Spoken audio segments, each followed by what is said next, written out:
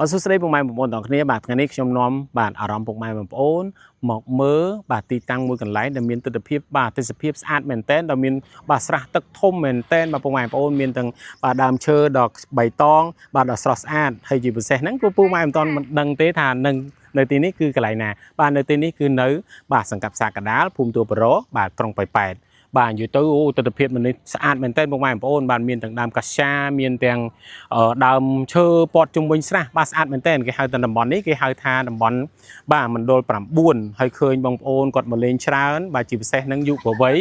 បាទគាត់មកនាំមកញ៉ាំបាទ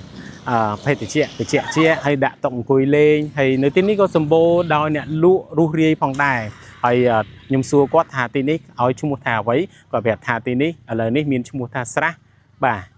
ជួបស្នេហ៍បាទបងប្អូនអូយរ៉ូមែនទិកមែនតើអញ្ចឹងបើសិនជាបងប្អូនបាទចង់ធ្វើដំណើរមកលេងនៅស្រះបាទចាំស្នេហ៍បងប្អូនបាទទីនេះគេហៅទីតាំងបាទភូមិទួលបង្រោបាទពុកម៉ែបងប្អូនបាទខ្ញុំនឹងដាក់បាទ Google Map ឲ្យពុកម៉ែបងប្អូនបានដឹងហើយកុំភ្លេចមកជួយបាទមកលេងនៅទីនេះបានច្រើនផងហើយលេងហើយនៅពេលដែលយើងបាទហូបកាក់សំណល់សល់យើងត្រូវវិចខ្ចប់ឲ្យបានត្រឹមត្រូវបាទទីក្រុងយើងស្អាតបាទបរិស្ថានយើងស្អាតបាទសូមអរគុណបាទសូមជម្រាបលា